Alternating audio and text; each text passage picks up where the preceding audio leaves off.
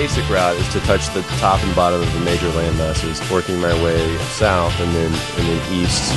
The spots in between are dictated by who I meet along the way, contacts I've picked up, and just kind of go with flow. I'd like to get up into Brazil a little bit and then ultimately ship out of Buenos Aires to Cape Town and then head up the eastern route of Africa. I don't want to go sit on a beach. This isn't about that. And this isn't retirement for me by any means.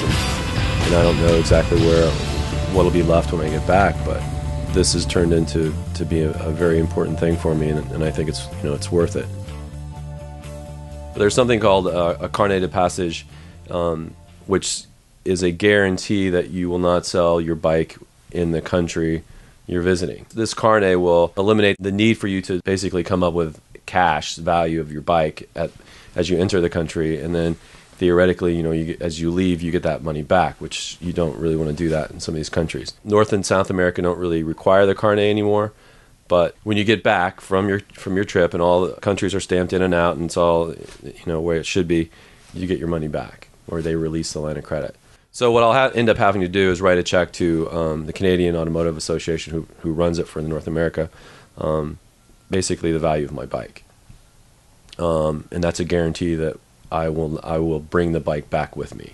It's going to be hard to travel without it, won't it? Yeah, you don't want to lose it. Yeah. So if it gets stolen, what happens then? I mean, there are those circumstances, or if it's crashed and it's not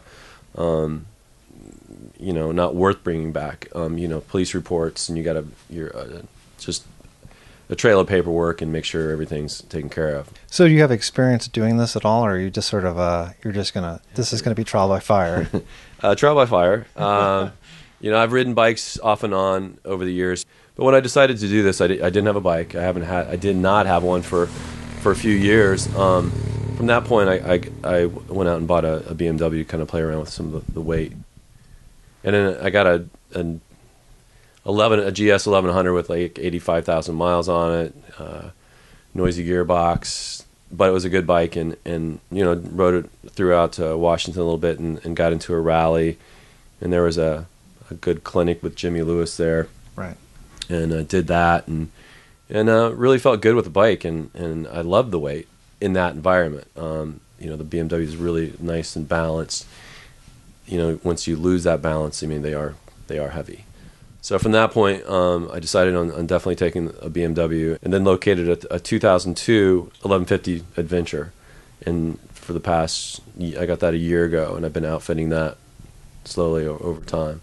And that's the thing with the carnet. It's like, I was talking to somebody yesterday, and it's like, well, why didn't you get a new 1200, Adventure?